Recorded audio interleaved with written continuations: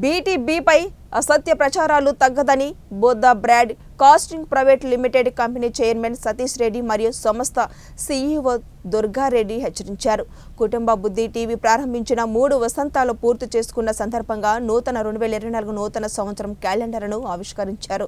ఈ కార్యక్రమానికి ముఖ్య అతిథులుగా మాల ఐక్య వేదిక సేవా సమితి రాష్ట్ర అధ్యక్షులు బండ్లమూడి స్టాలిన్ బాబు, జనసహాయక శక్తి పార్టీ జాతీయ అధ్యక్షులు షేక్ ఉమార్ బాషా పాల్గొని ప్రారంభించారు. ఈ సందర్భంగా చైర్మన్ సతీష్ రెడ్డి మాట్లాడుతూ గత 3 సంవత్సరాల నుండి బుద్ధ టీవీ సమాజంలో జరుగుతున్న అన్యాయాలను వెలుగు తీస్తూ సమాజ శ్రేయస్సులు పనిచేస్తూ సమాజానికి, ప్రభుత్వానికి, ప్రజలకు మధ్య వారధిగా ఉంటూ సమాజ శ్రేయస్సు లక్ష్యంగా పనిచేస్తూ విజయవంతంగా కొనసాగుతుందని అన్నారు.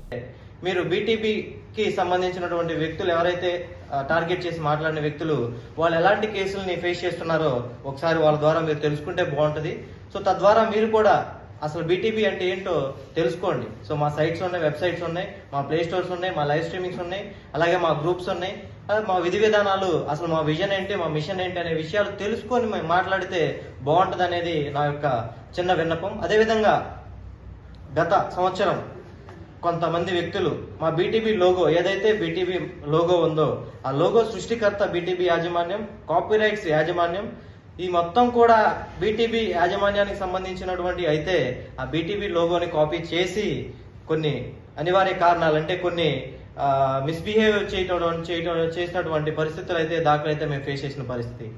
సో వాటికి కూడా మా company legal adviser, legal lawyer Rashmi Baliyana, supreme court lawyer ఆవిడ కూడా వాళ్ళ మీద కాపీరైట్స్ ఇన్ఫ్రిమెంట్ యాక్ట్ ద్వారా వాళ్ళకి నోటీసులు పంపించి 50 అక్షరాల 56 లక్షల రూపాయల వాళ్ళకి నష్టపరిహారాన్ని చెల్లించాలని సుప్రీంకోర్టులో కూడా వాళ్ళ కేసులు ఎదుర్కోవాల్సిన పరిస్థితి అయితే ఏర్పడుతుంది. సో దయచేసి మీరందరూ కూడా బీటీబీ అనేటటువంటి విధానం మీద మీరు మాట్లాడేటప్పుడు అది మా దాకా వస్తే మటుకు తగు చర్యలు ఖచ్చితంగా as per companies act what this అంటే ఏం చెప్తుందో, చట్టం ఏం చెప్తుందో ఆ చట్టాన్ని తూచి తప్పకుండా మేము పాటిస్తాం.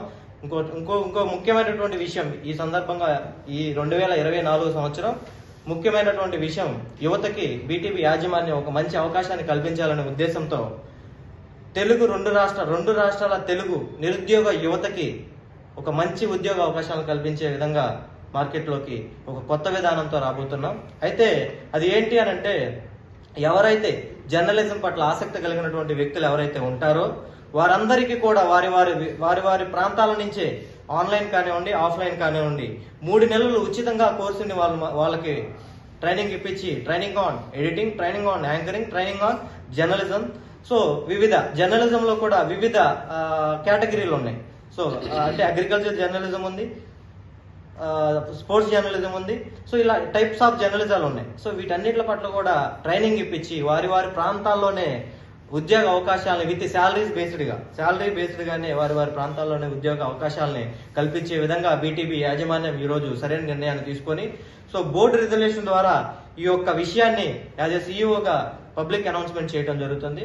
సో అదేవిధంగా బీటీబీని ఇప్పటి వరకు 3 సంవత్సరాలు ఆదరించినటువంటి ప్రేక్షకులందరికీ మా కృతజ్ఞతాభివందనాలు తెలియజేస్తూ ఈ యొక్క క్యాలెండర్ ఆవిష్కరానికి వచ్చినటువంటి నా తోటి మిత్రులు అందరికీ కూడా నేను ప్రత్యేకంగా ధన్యవాదాలు తెలియజేసుకుంటూ ఇంకొకసారి మరీ ముఖ్యంగా తెలియజేసేది ఏంటంటే, దయచేసి బీటీబీ గురించి అసత్య ప్రచారాలని ఎంతటితో అయినా ఆపుకోండి.